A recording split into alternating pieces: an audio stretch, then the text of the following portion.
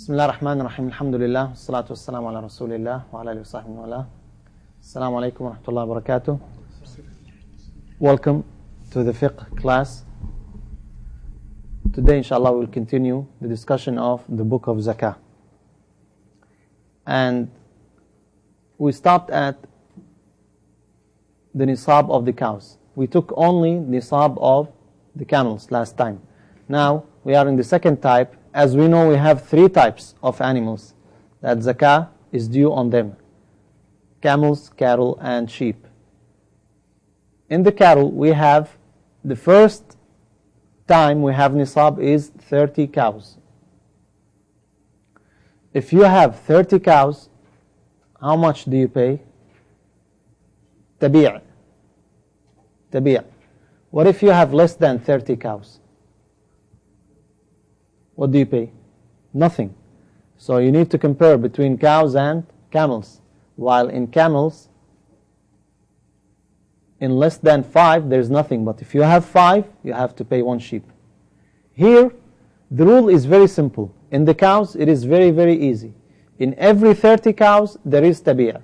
In every 40 cows, there is musinna. Musinna. And that's it. If you know these two rules, that's it. What do you mean by that? Let's say we have 60 cows. What do you have? 2 tabi'ah. What if you have 80 cows? 2 musinna. What if you have 70? 1 tabi'ah and 1 musinna. That's it. Good. So we're done with the nisab of cows.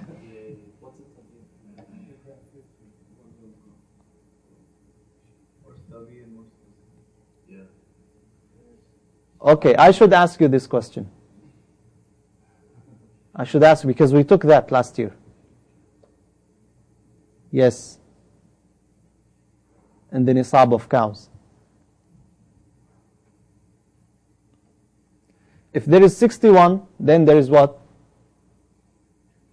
2 tabi'ahs. All the way until 70. What do we have? Musinna and tabi'ah, because it is 30 and 40.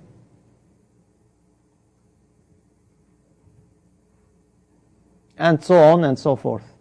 So the nisab of the cow is easy. It is easy.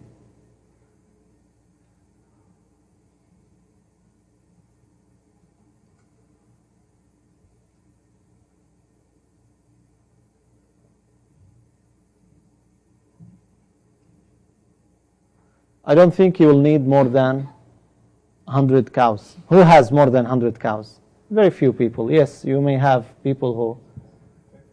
Yeah, how many? How many companies? Just few. So, but obviously, this is more needed than the nisab of the camels.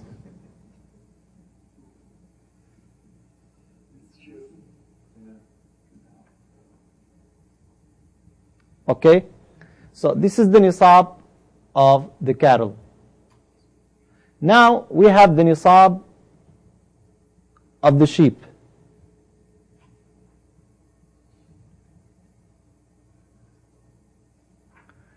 What's the nisab of the sheep?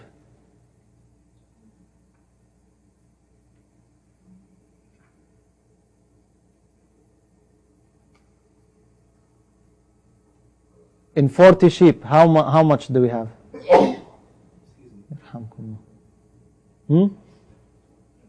40 sheep.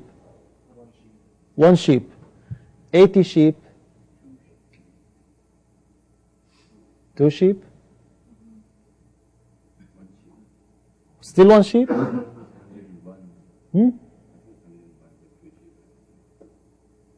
Well, again, that's why you need... This is all review from the previous year.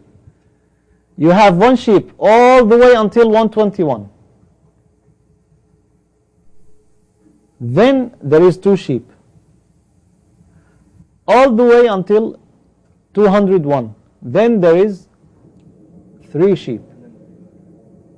Then all the way until 301. You have 4 sheep. And then in every 100, so on and so forth, you have 1 extra sheep. And that should be also easy. So if someone has 190 sheep, what does he pay?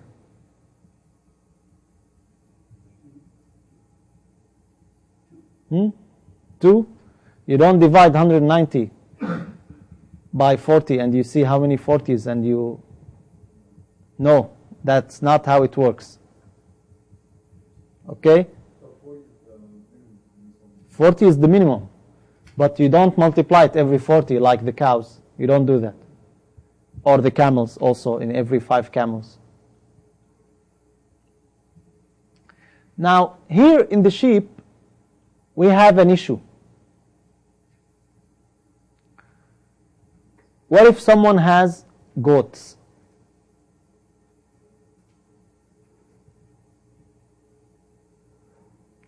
You have 20 goats and 20 sheep. You put them together? Is there or there is no zakah on goats? What did we say? They are included.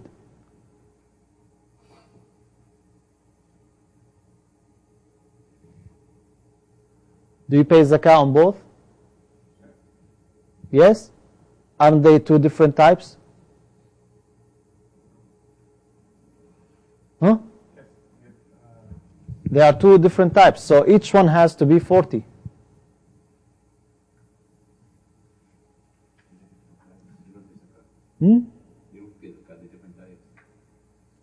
They are different types, so you don't pay zakah. Until they are 40 sheep, or maybe 40 sheep. Until they have to be 40 sheep or 40 goats? Put them together. Other goats are older. Well, here's the thing. They agreed that goats, if someone has goats, they are added to the sheep. So, what do they mean by that? They mean by that they are from the same type that is subject to the zakah. They are subject to zakah. Sheep, goat, and what? Rams. They are all subject to zakah. But the thing is, if you have different prices, let's say every sheep is for $150. That's the price of the sheep. While the goat is $200. And you have 200 goats.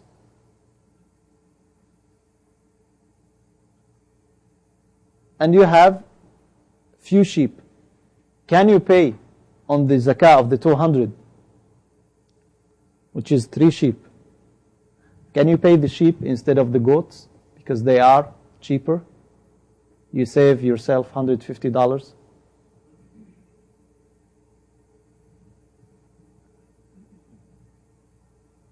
That's the issue. If you have mixed, first of all, are they counted as nisab? Yes. As long as they have the same grazing place, they have the same time, it is agreed. The Prophet ﷺ mentioned the hadith. But the issue is if you have different types. Let's say someone has 25 sheep and 15 goats. What do you tell him to pay? The 15 goats are equal to the 25 sheep in price. So actually if you pay 1 goat out of the 40, what will happen? You almost paid 1.5 sheep. So what do? Do you pay 1 sheep and 1 leg of a goat? Or you divide them? What do you do in this case? You just pay sheep. Why? What if you have 39 goat and 1 sheep? Can you pay that sheep? What if you have 20 and 20? What's the standard? What's the rule? You pay the more expensive. Would you pay the more expensive if they were yours? Well, that's what you say, but that's the thing. People, again, this is people's money. And we are cheap. We don't want to give unless we have to. What do I have to pay? Don't tell me anything. Yeah, it is better, of course. It is better to pay 2 sheep. Why not? But I want to know what is the zakah. Some scholars said you pay from what you have more. So if that's the case, you have 25 versus 15. You are allowed to pay from 25. Others said you just pay the higher. Or there is another opinion says you have the choice. You choose. You are the one who is paying the zakah, you choose. Abdullah, read the issue please, page 307, second paragraph.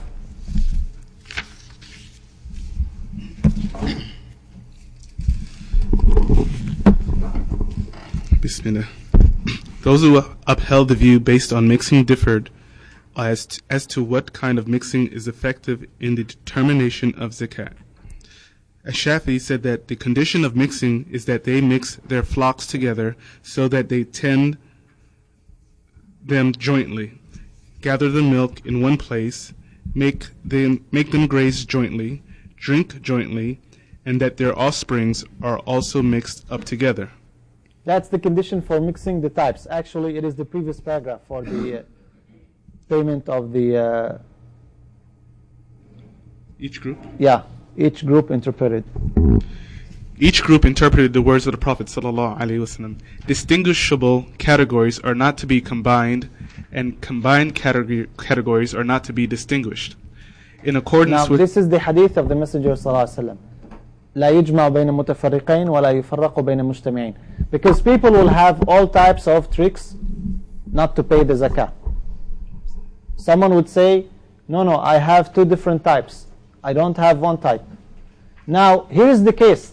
Pay attention, please. If someone has 30 sheep here in the United States, and he has 30 goats in the Middle East, do we tell him you have 60 so you pay on...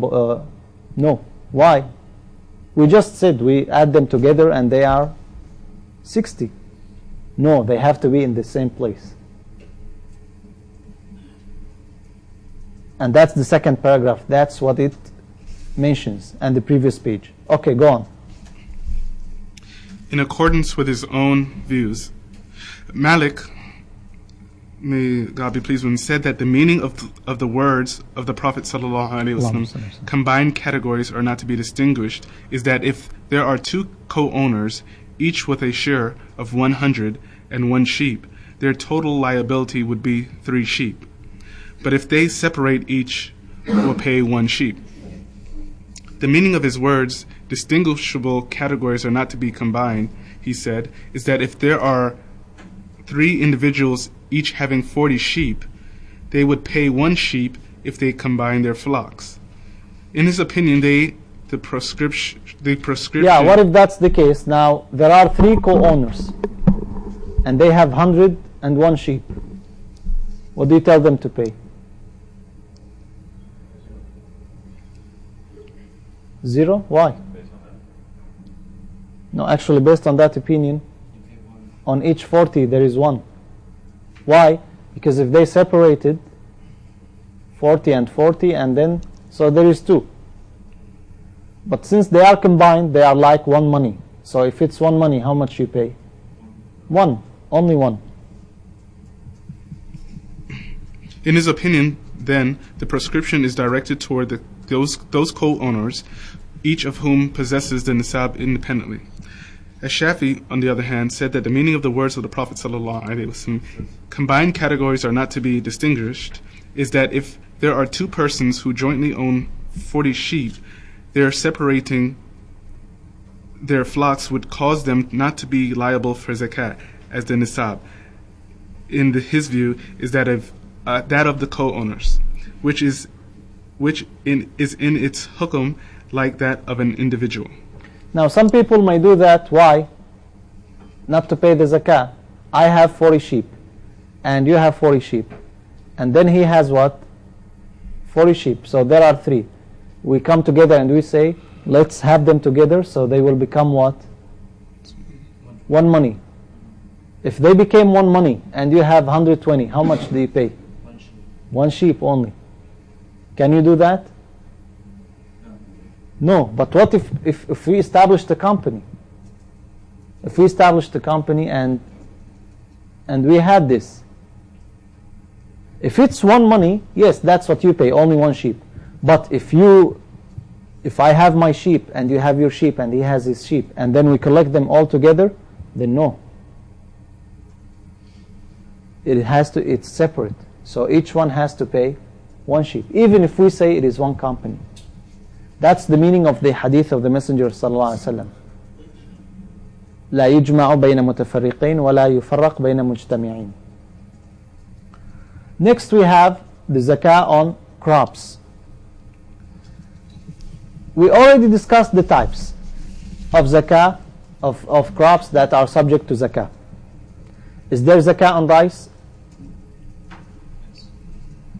Yes or no? Yes. Fig? No. Why? Can be preserved. Is it not storable? Yeah, Can't you dry it and... Yeah, you can try anything. No, not anything. Oh, I don't know. Well, there is difference. Okay, that's good. So we mentioned that. Now we need to know how much do we pay. What do we pay on crops?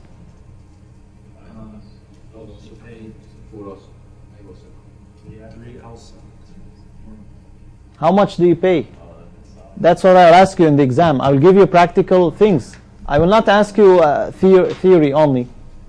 I'll tell you, someone has 500 pounds of rice. According to who? Yeah, you have to specify.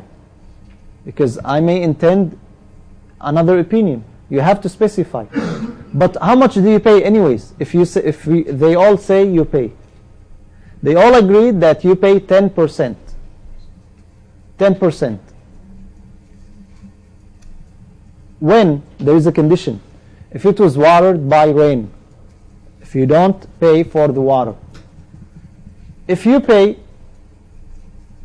how much do you give in zakah? 5%. Okay, let's translate this in practical examples. Someone has 2,000 pounds of rice. How much he pays in zakah?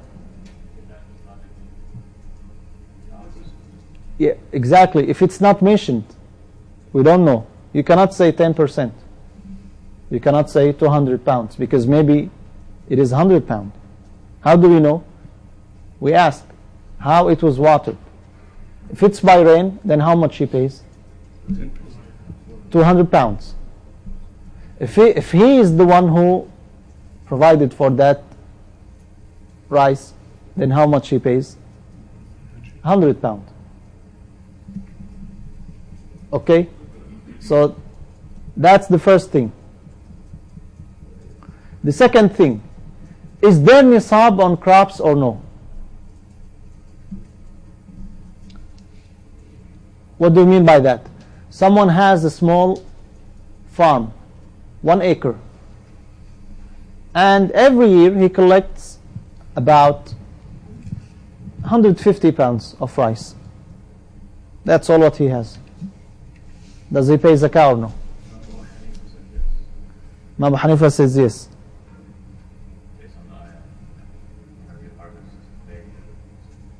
Why he says yes? It's due on the day of the harvest. Yeah. وَآتُوا حَقَّهُ يَوْمَ حَصَادِهِ. Give what's due on the day of harvest. It doesn't specify. It is not enough to tell me the ayah. Again, in the exam, I will be very specific.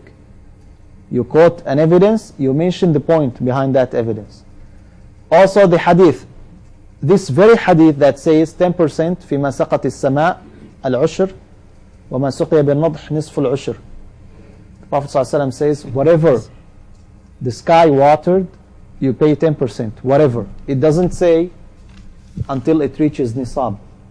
So based on that opinion, based on that hadith, Abu Hanifa rahimahullah says, there is no nisab. While the majority of scholars, what do they say? There is nisab. What is the nisab? خمس أوسق ليس فيما دون خمسة أوسق صدقة. What's the measurement of 5 أوسق? Approximately 1,500 pounds. Because each wasaq is 60 sa'. That's the wasaq measurement. Each wasaq is 60 sa'. Each sa' is 4 handfuls of the man, average man. And that's approximately 2,176 grams. So it is 2 kilos, 176 grams approximately, which is approximately 5 pounds, more or less. So if you multiply 5 times 60, 300, times 5, that is what? 1,500. Is that clear? Okay. So according to that, according to the majority, if you don't have 1,500, do you pay zakah? No. According to Abu Hanifa rahimahullah, if you have 5 pounds of dates, do you pay zakah? There is no limit, minimum. Okay?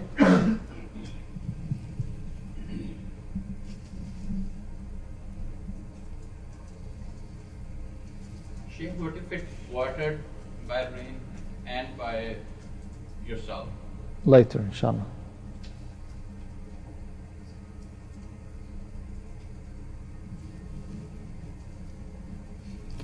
The next issue is if we have joint crops. Someone has 20 acres of land. Every 5 acres is different type. He has 1,000 pounds of rice, 1,000 pounds of lentils, and 1,000 pounds of barley. Okay? According to the opinion of the majority. Now, how much he has in total?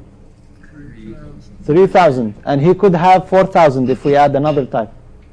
Is there zakah or no? Yes or no? Depending if you collect it all as one. That's the question. Do you collect it all as one or no? Are they the same or no? Okay. If you have 3 camels and 20 sheep, do you combine them? Why not? They are different. You're distinguishing. Yeah, that was distinguished already. Okay, what about here? Not distinguished. It's the same measurement, So it should be the same? Yeah, it should be the same. just like goats and sheep. Yeah, it should be Same combined. measurement. I would think you would take it the same because of when you harvest it the same. Well, there is disagreement amongst scholars. But the majority say you don't join them. Why? Rice is not like lentils. Some looked at the benefit. Is it the same? Like now if we use the rice just like we use the wheat. It is the main food. It is the main purpose. So you could join them.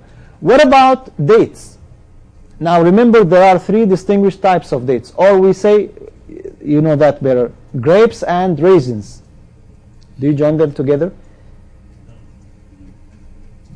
You join rice and lentils, but you don't join grape and raisins? Because one has water and one doesn't. They are all from grape. They are the same type.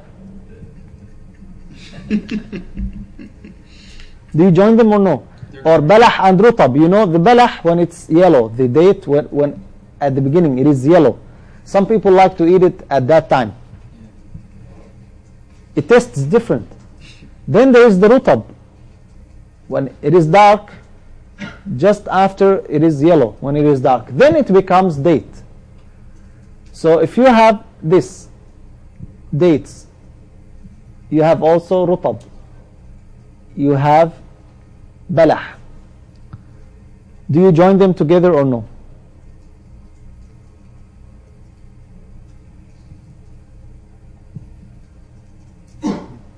Yes or no? Yes. No. If you say yes, why? And if you say no, why? That's what. Because they're all dates. They're all dates. So it is one type. Yes. No, because you have 5 pounds of that, 5 pounds of that, same. So No, actually it is not the same. either one has water, no. Exactly. The Prophet ﷺ mentioned, does the rutab will have less weight if it became dry? And they said yes. But here's the thing. Aren't they the same type or no? Now, another question. Someone has dates. What kind of dates? You know, if you go to the mall, you have dates. Each one, the single one of them is as big as this finger.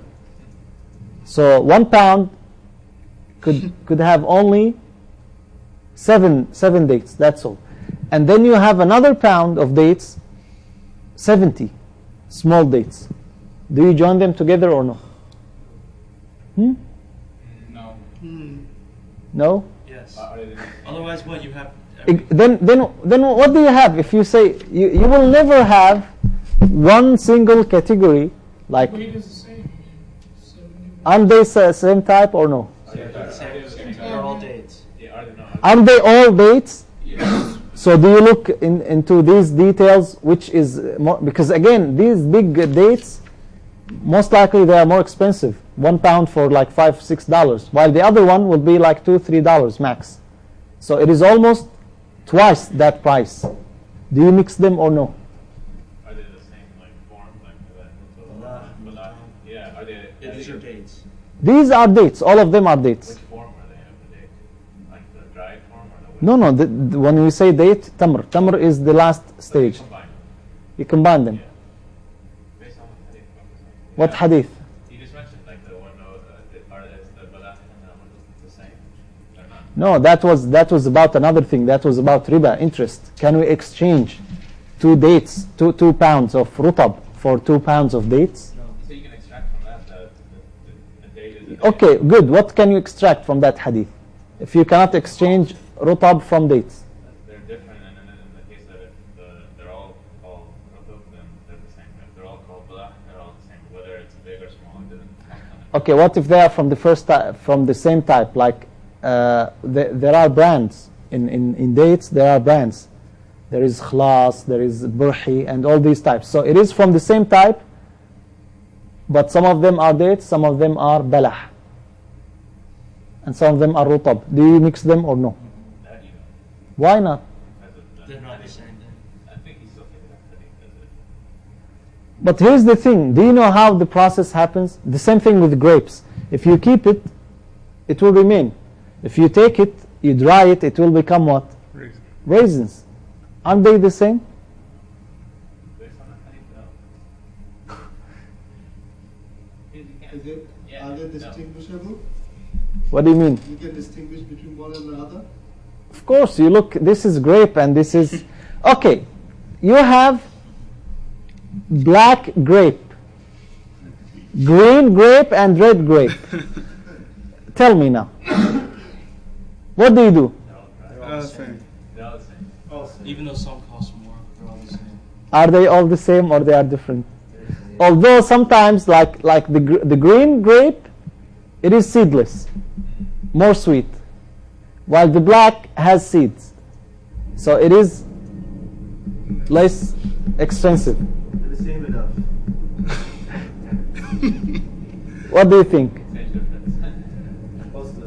You have to know, again, this could happen. Don't think that the issues of zakah only one has 10,000 trees of palm trees and it's one type. These are real issues.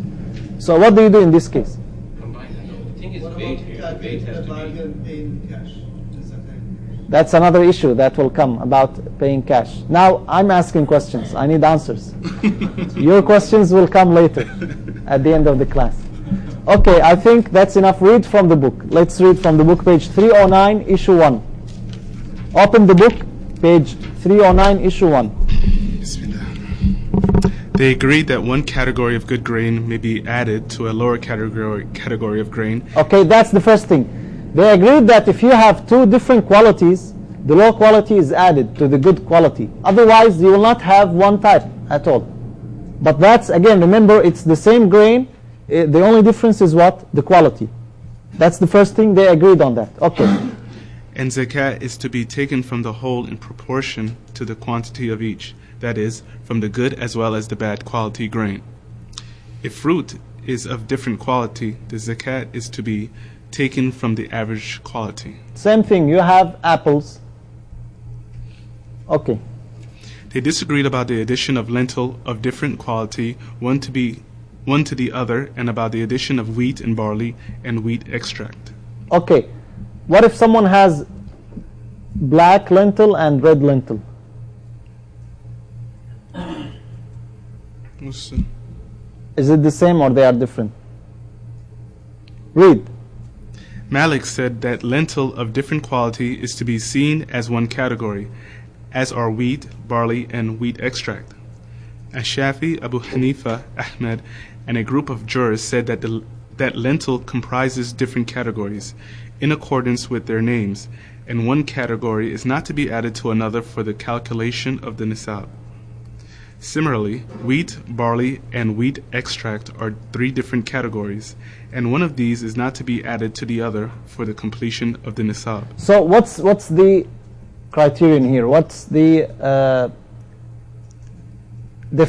by definition, it is the name.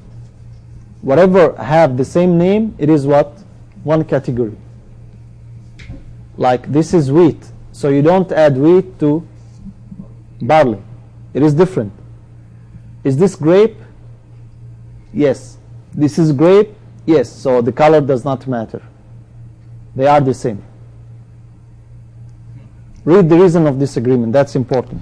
The reason for disagreement is whether consideration is to be given to the common benefit that Do you look to the benefit? Is it the same benefit? You cannot add grape to lentils because we use grape as fruit, while lentil, we use it for food, for other usage. So is it the same use if they are used for the same purpose? Or is it the name, or what is it? That's the reason of difference. that is to be derived or to the common names. Those who maintain that common names are to be taken into account said that they are different categories in their names if their names differ. Those who maintain that the common benefit is to be taken into account said that as long as the benefit to be derived is the same, they form one category, even if the names are different.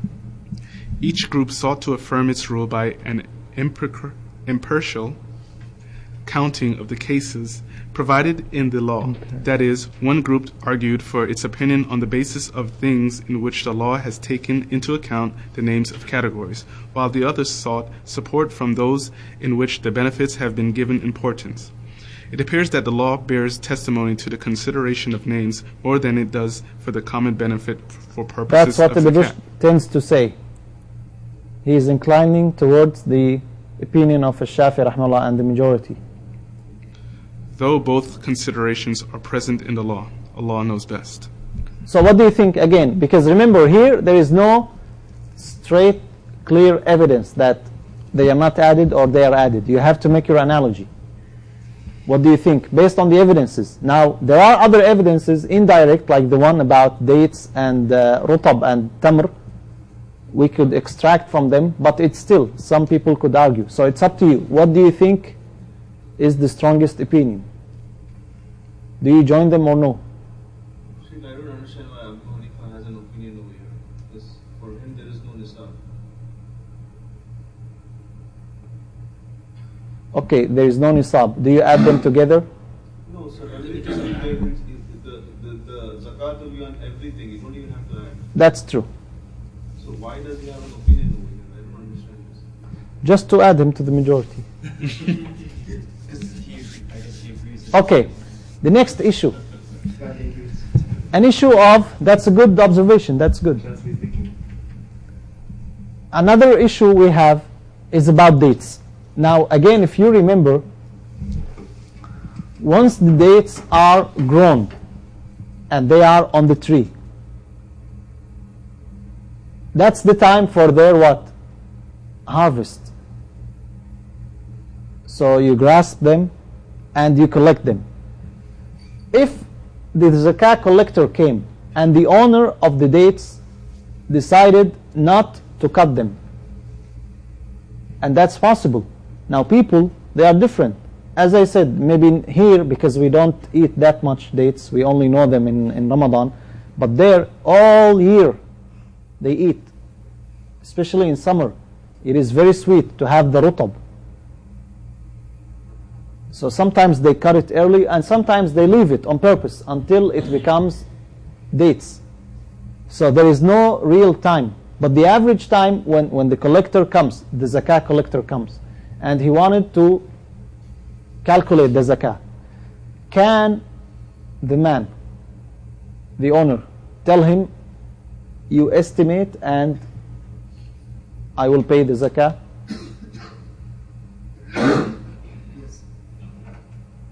Yes? Who says yes? You say no. Why? What ayah? The day of the harvest. On the day, there is no day of harvest here in Tamr. Remember. So you don't pay zakah at all. Good. So Once you take it down, that's the harvest. Then you're not going to leave it up there and then let yeah, it eat it. yeah. Some people leave it. Some people take only one by one, and they, unless it is big, of course, they. Or what they do, they keep, like, they divide it to three thirds. 1/3 balah, 1/3. So they take it early. If you calculate only that zakah, it is different. And then the second third is rutab, and then the third is tamr. It depends on which opinion you follow in the first place. If you follow Imam Abu Hanifa, it doesn't matter. If you follow the majority, it's over. If it's less than 1,500 pounds, they're all separate. So you don't pay. That's not the issue.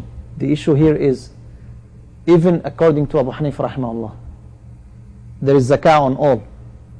It is different if you say the zakah is on balah, or the zakah on tamr, or zakah on rutab. Each one has different value. Each one has different weight. What do you do? Again, the time of harvest, you cannot come and tell the person, cut them down. He says, I want to keep them because he needs to enjoy them while they are there still. You don't come and tell him, cut them down. And at the same time, you see him cut some of them. He said, that's what I want now. What do you do in this case? Same thing true with grapes also. Some people want to keep them until they become raisins. Some of them take them early, some of them keep. So what do you do? Zakat collector should take only the money. Crop owner should distribute it. Zakat collector won't take the crop. Zakah collector won't take the crop. Actually, that's one of the main jobs for the zakah collector, because that's what he could see. He cannot see what you have in your house about gold and silver. That's what he could see. And that's what the Prophet ﷺ did. He sent Abdullah bin Rawaha to collect the zakah on crops from the people of Khaybar. So what do you do? That's what we call in Arabic khars. What's the meaning of khars? Estimation. And it's mentioned in the Quran, yakhrusun. What's the meaning of yakhrusun? They are estimating. They are only posing possibilities. They are not certain. They are not sure about the facts. Inhum illa yakhrusun.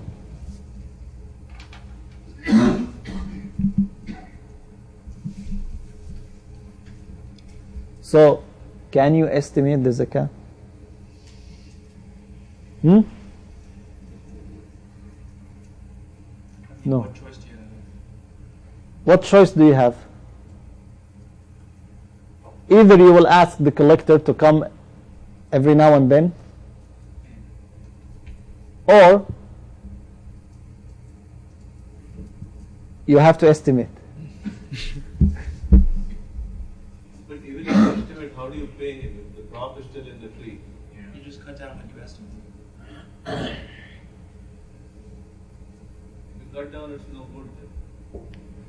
Yeah, it's not yours anyways. No, if you cut it down, then the objective of leaving it on the tree is lost. No, it's not lost, because they cut down only what they need.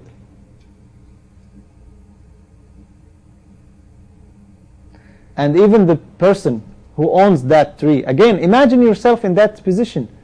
I have the trees, I don't want the zakah collector coming every now and then. I have my farm, I want my privacy. And I want the peace of mind also. I will cut these dates on 10 stages. I don't want to calculate the zakat 10 times. You understand? That's what's happening. So what do you tell? It's not like rice, where whenever it is time, so you grasp and you divide. This is dates. It is different. According to the majority of scholars, you estimate. You estimate. And that's exactly what Abdullah bin Rawaha radiallahu anh did. But according to Abu Hanifa rahimahullah, can you estimate? No, this is ibadah. How can you estimate? Can you pray and you don't know how many rak'ah did you pray? How do you estimate? What if there was mistake? And there is a good chance it could happen, right? You are a human being. Because you look and you say, that's the estimation.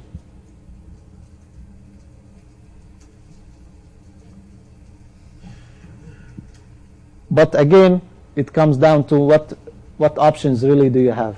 And since it was done, it is done. The Prophet ﷺ sent Abdullah bin Rawaha, and that's what he did with the people of Khaybar. What did they have?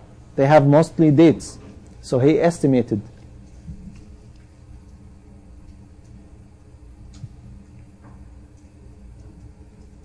Do you understand the issue now? Okay. Now let's say you estimated. Let's say now we are following the opinion of the majority of scholars. And you estimated. And you said there is on this tree in this ranch you have about 2,000 pounds. 2,000 pounds of dates. So what is the zakah? The person, obviously, he is the one who's irrigating. So how much he pays? 100 pounds. But remember that this is for the entire year. So this person is going to use from those 2,000. He told you, I have a family of 5 people, 5 members. And there is a good chance, on average, that they will consume 2 pounds every day of dates. That's about 600 pounds. Would you include it in zakah or no? Or you tell him, okay, you're exempt 600 pounds for your individual consumption? That's fine. Yeah, you exempt him.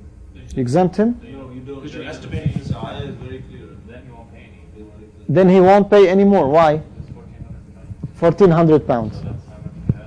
That's less than this. Okay, so let's say he has 2,100. What do you do? He's consuming it. It's consuming it. Based on the whole thing, 2,100. Hmm? When you have 2 houses, the one is for yourself and the one is for commerce, you don't make zakat, the one you're using yourself. Yeah, but here, is it the same? No, it's not the same. Because if you eat the dates below the nisab, then you don't pay zakat.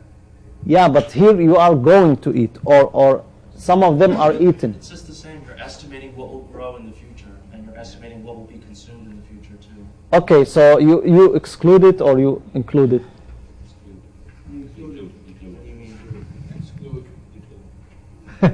Well, there is difference of opinions. Think as a buyer and seller. Think of both. Zakah in what is on what you consume or on what you save. What you say. That's the thing. That's what Imam Shafi rahimahullah says. So there is no zakah. What is consumed is exempt. But other scholars say no.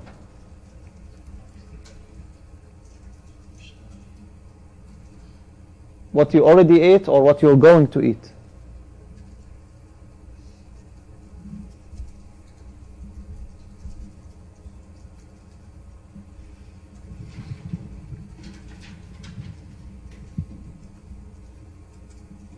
But the ayah doesn't state that, right? So how does Imam Shafi interpret the ayah to be?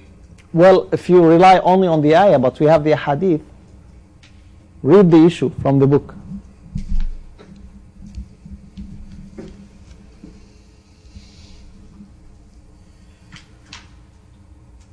Okay, let's stop here inshallah, and we'll continue next session. هذا وصلى الله وسلم على محمد وصحبه أجمعين.